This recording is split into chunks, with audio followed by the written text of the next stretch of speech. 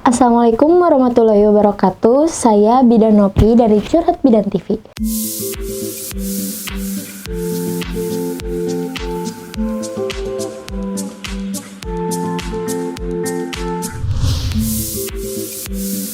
Pada kesempatan kali ini, saya akan memberikan informasi mengenai fakta mengenai morning sickness yang perlu Ibu ketahui. Tapi sebelum video ini dilanjut, jangan lupa klik tombol subscribe dan nyalakan tombol notifikasinya agar tidak ketinggalan video terupdate lainnya. Dan jangan lupa ikuti sosial media kami yang terdapat di kolom deskripsi. Dan kunjungi website kami di www.curhatbidan.com untuk informasi yang lebih lengkap dan untuk tanya jawab langsung dengan saya sendiri.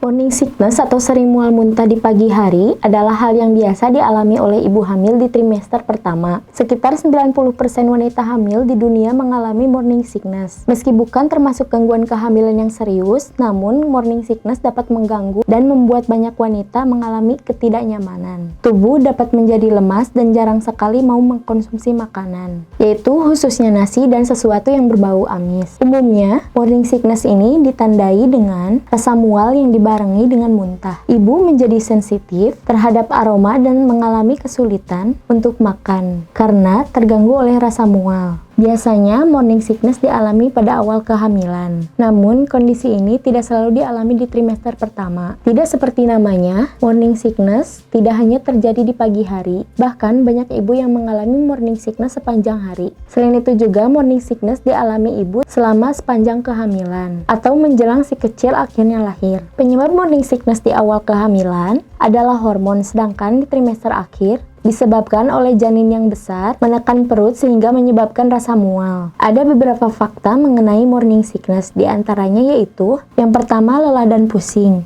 Kondisi ini disebabkan karena kurangnya minum sehingga menyebabkan dehidrasi. Selain mual dan muntah, morning sickness dibarengi dengan rasa lelah dan pusing. Ini disebabkan karena kekurangannya minum sehingga menyebabkan dehidrasi. Yang kedua yaitu kekurangan nutrisi. Ibu yang mengalami morning sickness biasanya mengalami dilema karena rasa mual yang sulit ditahan, namun di sisi lain harus mempertimbangkan nutrisi yang harus diberikan pada si kecil. Padahal janin dalam kandungan sudah cukup pintar untuk mengambil nutrisi dalam tubuh ibu. Jadi, selama ibu mengatur pola makan yang baik, ibu tidak perlu khawatir mengenai nutrisi yang akan diberikan pada bayi. Selanjutnya, morning sickness bukan merupakan hiperemesis gravidarum. Perlu diketahui, hiperemesis gravidarum merupakan kondisi mual muntah yang berlebihan. Hal ini bukan merupakan bagian dari morning sickness. Bisa dibilang, hiperemesis gravidarum ini merupakan kondisi yang tidak wajar, sehingga membutuhkan penanganan khusus. Selanjutnya, udara panas yang menyebabkan morning sickness. Rasa mual yang dialami ibu hamil dapat menjadi buruk jika terkena panas. Nyatanya, menurut penelitian, panas menyebabkan rasa mual yang dialami ibu. Jadi, agar tidak mual dan pusing, ibu sebaiknya menghindari ruangan dengan suhu panas dan lembab. Lalu, morning sickness tidak terjadi pada semua wanita hamil. Selama ini, banyak yang beranggapan bahwa morning sickness merupakan tanda awal kehamilan. Nyatanya, ada 15%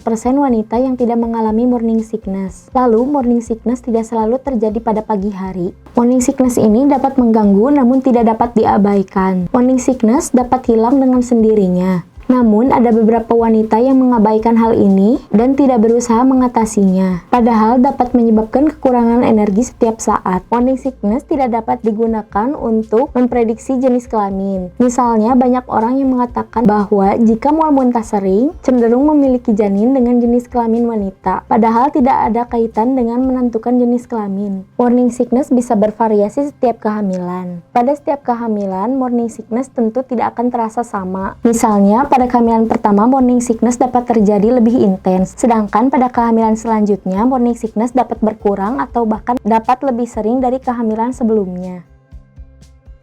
Nah, itulah tadi informasi seputar fakta mengenai morning sickness. Semoga video kali ini bisa bermanfaat untuk Anda dan orang-orang di sekitar Anda lainnya.